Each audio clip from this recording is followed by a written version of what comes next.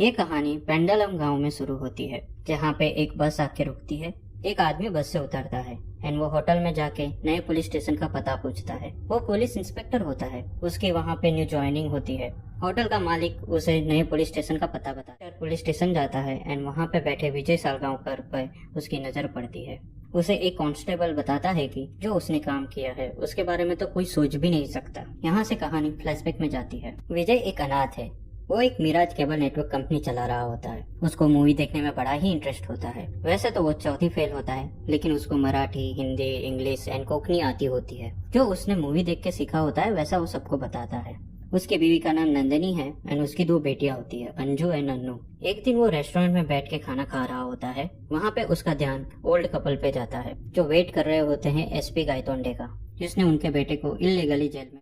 विजय ने जो फिल्म से सीखा होता है उससे वो ओल्ड पेरेंट्स की मदद करता है। विजय एंड उसका परिवार पंजिम जाते हैं शॉपिंग करने के लिए। वहाँ पे अंजू विजय को स्कूल से जाने वाले पिकनिक के बारे में बताती है। वो उसके लिए जाने की परमिशन भी मांगती है। काफी आर्गुमेंट के बाद विजय उसे जाने की परमिशन दे देता है। नेचर कैंप में वहाँ पे एक लड़का होता है जो सबकी फोटोज क्लिक कर रहा होता है। एक लड़की उसकी कंप्लेन भी कर देती है। नेचर कैंप से आने के कुछ दिन बाद विजय एंड उसकी फैमिली नंदिनी के पेरेंट्स से मिलने जाते हैं।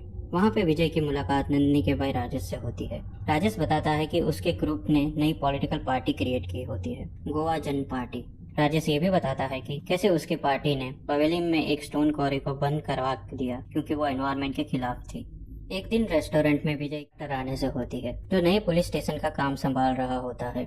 उसी टाइम इंस्पेक्टर गायतोंडे आकर मार्टिन से पूछताछ करता है ओल्ड कपल के बारे में। उस वक्त विजय और गायतोंडे के बीच में कुछ कहासुनी भी हो जाती है। विजय उसके घर के पीछे कंपोस्ट के लिए गड्ढा खोद रहा होता है। उस टाइम नंदिनी आती है और 2 और 3 तारीख को स्वामी चिन्मयानंद के सत्संग में पणजी जाने की बात करती है। विजय उसे जाने से मना कर देता है।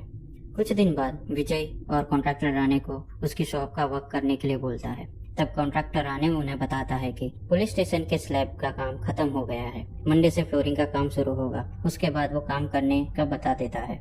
वहाँ से विजय एंड कॉन्ट्रैक्टर राणे मार्टिन के रेस्टोरेंट में जा रहे होते हैं। वहाँ पे इंस्पेक्टर गायतोंडे आता है और वो राणे पे गुस्सा करने लगता है क्योंकि उसने गायतोंडे के सीनियर ऑफिसर को कंप्लेन कर दी थी उसके खिलाफ। उसके बाद गायतोंडे एंड विजय के बीच में कुछ कहासुनी हो जाती है। गायतोंडे विजय को धमकी भी देता है कि वो उसे छोड़ेगा नहीं और गायतोंडे वहाँ से चला जाता है। अंजू जब बाजार से थी तब उसकी मुलाकात सैम से होती है, जो उसे नेचर कैंप में मिला होता है, जो उसे ब्लैकमेल करता है उसका एमएमएस दिखा के, जो उसने कैंप के दौरान बाथरूम में शूट किया था। इस बात से अंजू बहुत डर जाती है। उस दिन रात को सैम विजय के आउट हाउस में अंजू से मिलने आता है। वहाँ पे नंदिनी भी होती है। अंजू एंड नंदिनी सैम से विनती करते हैं वीडियो डिलीट करने के लिए, बट सैम उनकी बात नहीं मानता है एंड दोनों के साथ बदतमीजी करता है।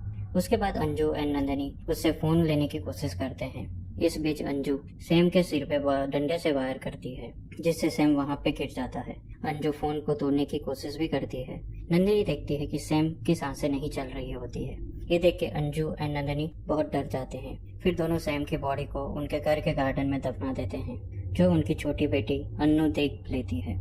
विजय जब घर आता है तो देखता है कि सब डरे हुए होते हैं। उसे पता चलता है सैम के साथ हुए एक्सीडेंट के बारे में।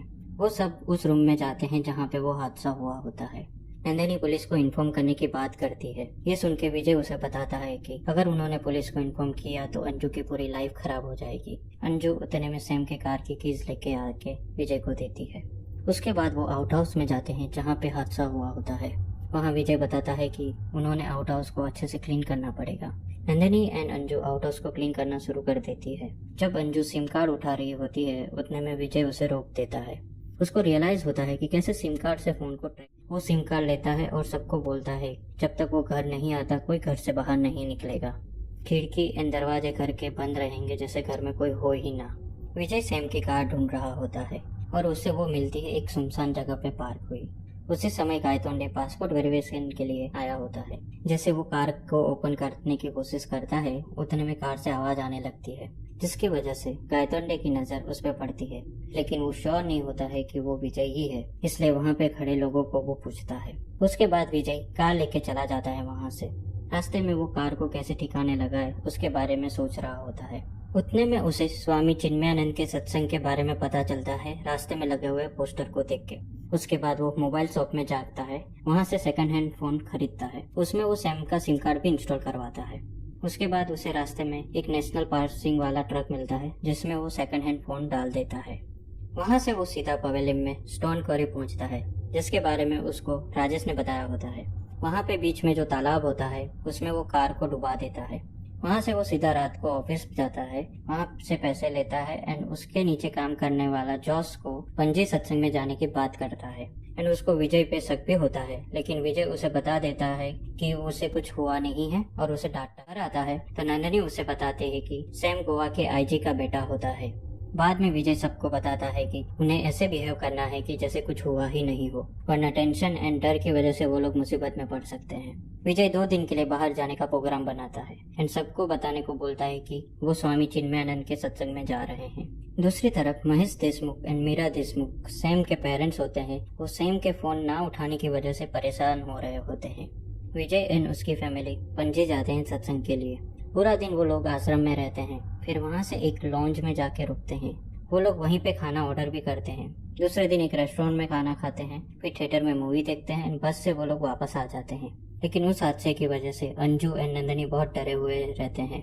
मीरा देशमुख सैम के फोन ट्रैक करने को बोलती है। एक दिन पुलिस को सैम की येलो कलर की कार मिल जाती है। मीरा एंड महेश लोकेशन पे पहुंचते हैं। वहाँ पे इन्वेस्टिगेशन के बाद मीरा जल्दी से क्लीन करने को बोलती है एंड मीडिया को बताने से मना करती है। पुलिस टीम सैम की कॉल रिकॉर्ड मीरा को बताते हैं। उसके बेसिस पे मीरा उनको सैम ने जिससे लास्ट टाइम बात की थी वो बंदे को फाइन करने को बदलती है। पेंडलम पुलिस स्टेशन में सैम की डिटेल्स शेयर होती है फॉर फर्दर इन्वेस्टिगेशन। गायतोंडे को जब उसके बारे में पता चलता है तो उसको विजय पे डाउट होता है। वो रेस्टोरेंट में जाता है। वहाँ जाके रेस्टोरेंट के मालिक पीटर को बताता है कि उसके हाथ में नया केस आया है, येलो कार जो पवेलियन के तालाब से रिकवर हुई है। ये सुन के विजय का ध्यान गायतोंडे की तरफ जाता है, जिससे गायतोंडे को यकीन यही है। गायतोंडे जाके सावंत सर को बताता है कि वो विजय था, बट सावंत मानने से मना कर देता है। गायतोंडे फिर सीनियर ऑफिसर प्रभु को बताता है कि उसने 3 अक्टूबर 7:15 पे विजय को देखा था। दूसरी ओर विजय घर में अंजू एंड अन्नू को पुलिस क्वेश्चनिंग के लिए रेडी कर रहा होता है, ताकि वो लोग अपने बयान से मुकरे नहीं। दूसरे दिन पुलिस को पता चलता है कि सैम ने स्कूल ट्रिप में पार्ट लिया होता है, जिसमें अंजू सालगांवकर भी होती है। पुलिस अंजू के स्कूल जाते हैं उससे पूछताछ करने के लिए। अंजू उन्हें बिना डरे अपना बयान बताता है, जिससे कुछ हुआ ही ना हो। उसके बाद पुलिस विजय के घर जाती है। उसी समय विजय भी वहाँ आ जाता है। वो बताता है कि नंदनी को स्कूल प्रिंसिपल का कॉल आया था एंड उसने उसे बताया। वो जब पुलिस स्टेशन गया तो वहाँ से पता चला आप इधर हो, तो वो घर आ गया। प्रभु सर विजय से क्वेश्चनिंग करते हैं। विजय बताता है कि वो और उसकी फैमिली पणजी में थे 2 और 3 अक्टूबर को। उसके बाद वो उनको सारे बिल भी दिखाता है 2 और 3 अक्टूबर के। प्रभु सर को यकीन हो जाता है कि विजय एंड उसकी फैमिली बेकसूर है। वो आईजी को इन्फॉर्म करने को बोलता है। मीरा विजय एंड उसकी फैमिली को इंटरोगेशन के लिए लाने का ऑर्डर देती है। इंटरोगेशन के टाइम विजय एंड उसकी फैमिली सेम आंसर देती है जैसे उन्होंने प्रिपेयर किया था। पुलिस स्टेशन के बाहर लोगों की भीड़ भी बढ़ जाती है। अन्नू के फर्म बयान होने की वजह से पुलिस को कुछ गड़बड़ होने का डाउट होता है। उसके बाद मीरा पुलिस टीम को ऑर्डर ने जो कहानी सुनाई है उसमें जो कैरेक्टर है उन सभी को इंटरोगेशन के लिए बुला के लाओ। इवन मार्टिन एंड जोस को भी इंटरोगेशन के लिए बुलाया जाता है। नंदनी विजय को बताती है कि वो बहुत नर्वस थी आंसर देते टाइम, बट अच्छा हुआ पुलिस ने हमारी बात मान ली। तब विजय उसे बताता है कि इतनी जल्दी वो लोग हमारा पीछा नहीं छोड़ेंगे। उस रात विजय राजेश से मिलता है एंड उसे बताता है कि उसको उसकी हेल्प चाहिए होगी। राजेश उसे हेल्प करने के लिए मान जाता है। दूसरे दिन मीरा मार्टिन से पूछताछ करती है। वो बताता है कि 2 अक्टूबर को विजय वहाँ पे आया ही नहीं था, क्योंकि वो पणजी सत्संग में गया था। विजय ने उसे बताया कि स्वामी चिन्मयानंद जी ने सत्संग में क्या क्या बताया था उसे। मीरा वही क्वेश्चनिंग जॉस से भी करती है। जॉस बताता है कि विजय पणजी से दूसरे दिन आया था, बट उसे आने के टाइम नहीं पता क्योंकि विजय उस दिन ऑफिस आया ही नहीं था। फिर प्राइवेट बस ओनर से पूछताछ होती है। वो बताता है कि विजय उसका दोस्त है। वो बताता है कि 4-5 दिन पहले ही विजय ने उसके बस में ट्रैवल किया है। उससे पहले उसने 2 अक्टूबर को किया था पणजी जाने के लिए। उसके बाद लॉज के ओनर को बुलाया जाता है। उससे डिटेल पूछी जाती है, बट उसे याद नहीं होता है।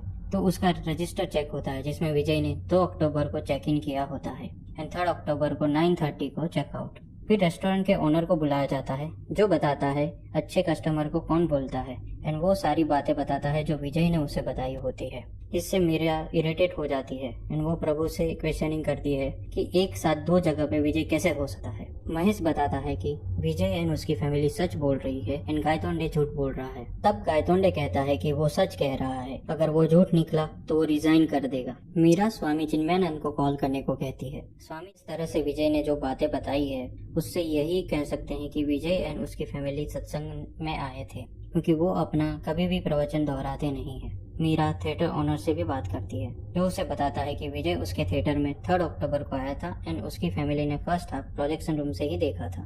वो ये भी बताता है कि विजय वहाँ पंडित सत्संग के लिए आया था एंड किसी लॉज में रुका है। ये सुन के मीरा बहुत इरिटेट हो जाती है एंड वो उसे बाहर जाने को कहती है। महेश मीरा को सांत्वना देता है कि तुम होप मत छोड़ो, हम सैम को ढूंढ लेंगे। महेश मीरा से पूछता है कि इन्वेस्टिगेशन तो सही चल रही है ना, तो फिर हमें उसके खिलाफ कोई प्रूफ क्यों नहीं मिल रहा है। तो मीरा कहती है कि उसने विजय को गवार समझ के सबसे बड़ी गलती की है। प्रभु एंड सावंत विजय का बैकग्राउंड चेक करते हैं एंड वो डिटेल्स मीरा को बताते हैं, जिससे मीरा बताती है कि film is most important link. Bus conductor से पूछताछ में पता चलता है कि विजय तालेगांव बस स्टैंड के पास एक एटीएम में पैसे निकालने के लिए गया था।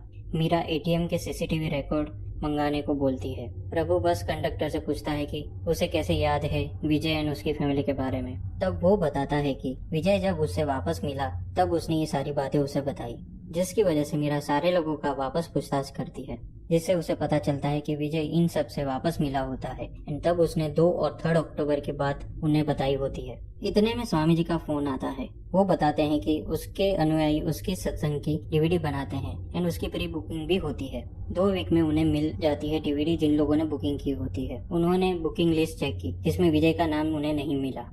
सावंत एटीएम के सीसीटीवी फुटेज लेके आता है। मीरा वो फुटेज चेक करती है, उसमें विजय वहाँ अवेलेबल होता है, जैसे उसने बताया होता है 3 बजे के आसपास। इसके बाद मीरा को विजय का प्लान रियलाइजेशन होता है। वो बताती है कि विजय ने 2 और 3 अक्टूबर के डे को रिक्रिएट किया है और उसकी फैमिली ने वो कहानी रची ही नहीं बल्कि जी भी है, जिसकी वजह से वो लोग अपने बयान पे कायम रहे।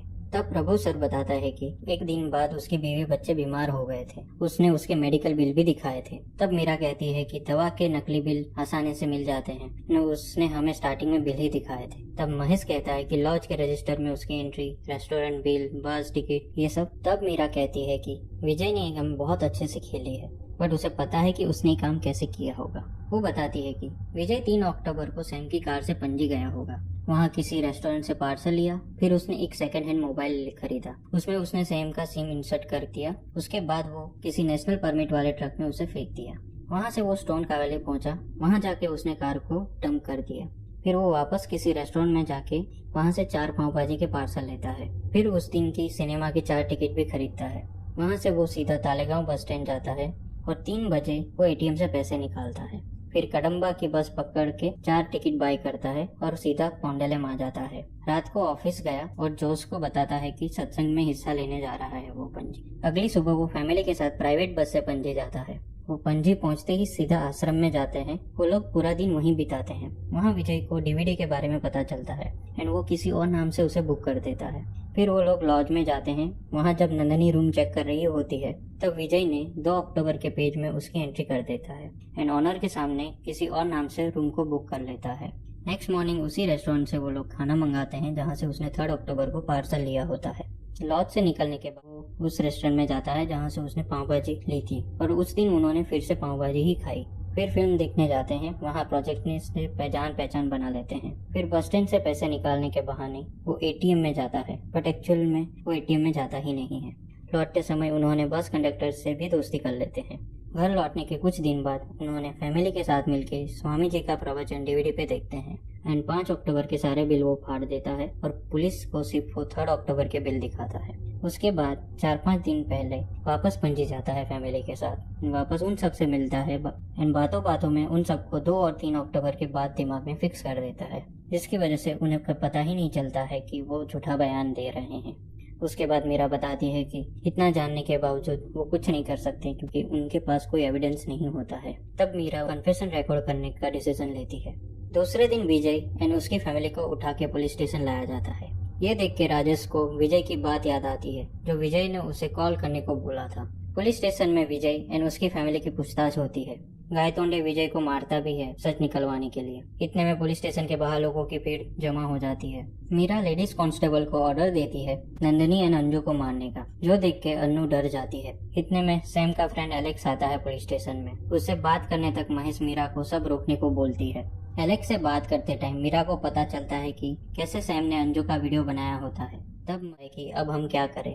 तब मीरा बताती है कि वो इस खेल को खत्म करेगी। वो वापस इन्वेस्टिगेशन रूम में आती है। वहाँ रुके सारे पुलिस वालों को बाहर जाने को बोलती है। वो गायतोंडे को रुकने को बोलती है। मीरा गायतोंडे को ऑर्डर देती है कि कैसे भी करके वो सच बुलवाए, जिससे गायतोंडे विजय एंड उसकी फैमिली को मारने लगता है। ये देख के अन्नू बहुत डर जाती है। मीरा उसके बाद अन्नू को छोड़ के सबको बाहर भेज देती है। गायतोंडे अन्नू को डराने की कोशिश करता है, जिसकी वजह से महेश मीरा को ये सब रोकने को बोलता है। गायतोंडे गुस्से में आके अन्नू को मारने लगता है। गायतोंडे जैसे ही अन्नू को लात मारने जा रहा होता है, तब मीरा उसको रोकने को बोलती है, जिससे डर के अन्नू उससे सब बता देती है कि सैम की बॉडी कहाँ है। मीरा अन्नू को लेके विजय के घर जाती है, जहाँ पे सैम की डेड बॉडी सर्च होती है। विजय के घर के पास मीडिया वाले एंड लोग जमा होने लगते हैं। मीडिया वाले लोगों से पूछते हैं कि एक्चुअली हुआ क्या है। तब वहाँ खड़े लोग मीडिया वालों को बताते हैं कि विजय और उसकी फैमिली बेकसूर है, फिर भी उन्हें फंसाया जा रहा है गायतोंडे के कहने पे। जहाँ पे खुदाई चल रही होती है, अचानक बदबू आने लगती है। जैसे ही खड्डे में से कपड़ा निकलती है, वो देख के सब लोग चौंक जाते हैं, क्योंकि वो एक कुत्ते की लाश होती है। उसके बाद विजय मीडिया के पास जाता है एंड मीडिया को बताता है कि कैसे वो लोग बेकसूर होने के बावजूद भी पुलिस वालों ने उन्हें रूम में बंद करके पीटा है। गायतोंडे ने सबको मारा, उन्होंने छोटी बेटी अन्नू को भी नहीं छोड़ा। ये सुन के गायतोंडे गुस्से में आके विजय को मारने जाता है। तब राजेश उसके पास जाके उसे रोकता है। गायतोंडे राजेश को भी मारता है। ये देख के पब्लिक बहुत गुस्सा हो जाती है एंड गायतोंडे को मारने लगती है। इसके बाद ये न्यूज मीडिया के थ्रू हर जगह पे फैल जाती है। गायतोंडे को भी सस्पेंड कर दिया जाता है। बाकी ऑफिसर जो इस केस पे काम कर रहे होते हैं, उन सबका ट्रांसफर हो जाता है। आईजी मीरा देशमुख को इनडेफिनेट लीव पे जाने का ऑर्डर दिया जाता है। कोर्ट ऑर्डर देती है कि पुलिस को अगर विजय एंड उसकी फैमिली से पूछताछ करनी हो तो कोर्ट से ऑर्डर लेना होगा। कुछ दिन बाद नंदिनी विजय को न्यूज़पेपर देती है, जिससे उन्हें पता चलता है कि मीरा देशमुख ने रिजाइन कर दिया होता है। नंदिनी विजय को बताती है कि उनकी पूरी लाइफ बर्बाद हो गई, जबकि उनकी कोई गलती नहीं है। तब विजय उसे बताता है कि सैम की जगह पे अंजू एंड अंजू की जगह पे सैम होता तो मीरा उसकी बेटी को बचाने के लिए पूरी कोशिश करती। इसमें कुछ सही या गलत नहीं है। वो उसकी फैमिली को बचाने के लिए कुछ भी कर सकता है। फिर नंदिनी पूछती है कि उसने सही। तब विजय बताता है संडे रात को, बट वो नंदिनी को उसकी जगह नहीं बताता है। उस वक्त पुलिस आती है विजय से बात करने के लिए। वो उन्हें मीरा एंड महेश से मिलने लेके जाते हैं। महेश विजय से माफी मांगता है एंड विजय से सैम के बारे में पूछता है कि वो लोग उसका इंतजार करें या ना करें। विजय उन्हें एक कहानी सुनाता है और उस कहानी के माध्यम से उन्हें बताता है कि सैम अब कभी नहीं आएगा एंड वो उनसे माफी मांगता है। कहानी उसके बाद प्रेजेंट डे पे आती है, जहाँ विजय पुलिस स्टेशन में बैठा होता है। विजय फिर पुलिस के रजिस्टर में साइन करता है। पुलिस वाला विजय को बताता है कि तुम्हें बड़ा अच्छा लग रहा होगा पुलिस को बेवकूफ बना के, एक फिर मैं तुम्हें बताता हूँ। तब विजय बताता है कि वो पुलिस की रिस्पेक्ट करता है एंड पुलिस हमारी हमेशा रक्षा करेगी, वैसा वो मानता है। फिर पता चलता है कि विजय ने सैम की बॉडी वो पुलिस वाले के रूम के फर्श के नीचे ही दफनाई होती है, जब ये नई पुलिस स्टेशन का काम चल रहा होता है तब। इसके साथ ये कहानी यहीं पे खत्म होती है। दोस्तों, अगर आपको ये कहानी पसंद आई हो तो प्लीज लाइक कीजिए, शेयर कीजिए एंड ऐसी और कहानी को सुनने के लिए सब्सक्राइब कीजिए इंडियन मूवीज मैजिक को।